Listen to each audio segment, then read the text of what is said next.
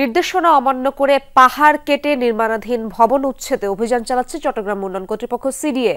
সকালে নগরীর আসকার দিঘির পাড়ে এই অভিযান চালানো হয়। সিডিএ জানায় ৩০ কাঠা জায়গার ৬০% খালি রেখে ও পাহাড় না কেটে একটি ভবন নির্মাণের কথা থাকলেও তা মানা হয়নি। এ নিয়ে কয়েকবার ভবন মালিককে সতর্ক করা হয়েছে, কিন্তু সাড়া না মেলায় ভবনটি উচ্ছেদ করছে সিডিএ। এছাড়া আশপাশে পাহাড় কেটে যেসব বিল্ডিং নির্মাণ করা হয়েছে তাদের বিরুদ্ধেও ব্যবস্থা নেওয়ার কথা জানায় সিডিএ কর্মকর্তারা।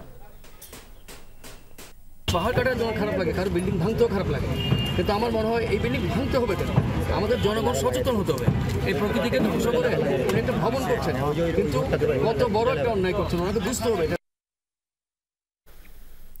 এদিকে নারায়ণগঞ্জের রূপগঞ্জে নির্মাণাধীন ভবনের নীতিমালা ও নকশা বহির্ভূত অংশ ভেঙে দিতে অভিযান চালাচ্ছে রাজধানী উন্নয়ন কর্তৃপক্ষ রাজুক। বেলা 11:30 থেকে উপজেলার তারাবো পৌরসভার রূপসী এলাকায় শুরু হয় এই অভিযান। এ সময় কয়েকটি ভবনের বর্ধিত অংশ অপসারণে পদক্ষেপ নেওয়া হয়। নিয়ম না মেনে ভবন নির্মাণের বিরুদ্ধে নিয়মিত অভিযান পরিচালনার কথা জানিয়েছে রাজুক কর্তৃপক্ষ।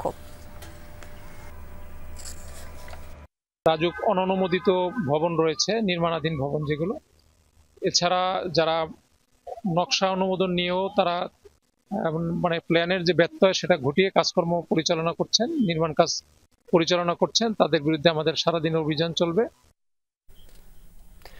দর্শক, নারায়ণগঞ্জের রূপগঞ্জের রাজুকের অভিযান চলমান রয়েছে জানাচ্ছিলাম। সহকর্মী জয়নাল আবেদিন জয় সেখানে রয়েছেন।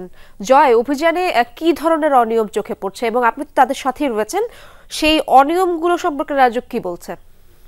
ইশরাত, বেলা 11টায় রূপগঞ্জের তারাবো পৌরসভার রূপসী গ্রামে যে অভিযানটি শুরু হয় তারই ধারাবাহিকতায় ৩ নম্বর ভবনে এখন অভিযান চলছে। এর আগে 2টি ভবনে অভিযান করে একটিকে সতর্ক করা হয়েছে, অন্যটি নাগরিক সুযোগ সুবিধা অর্থাৎ বিদ্যুৎ গ্যাস সংযোগ এগুলো কিন্তু বিচ্ছিন্ন করেছে এবং 3 নম্বর ভবনে এসে তারা রাস্তার পাশে এই ভবনটি নির্মাণ করায় কিন্তু তারা ছাদের যে বর্ধিত অংশ সেটি ভেঙে দিচ্ছেন এবং এই ভবনের মালিককে কিন্তু 50,000 টাকা জরিমানা করেছেন এবং তিনি তার কাছ থেকে অঙ্গীকারনামা গ্রহণ করেছেন যে ভবিষ্যতে রাজুকের অনুমোদন সাপেক্ষে তারা কিন্তু এই ভবনটি আবার পুনরায় কাজ শুরু করবেন।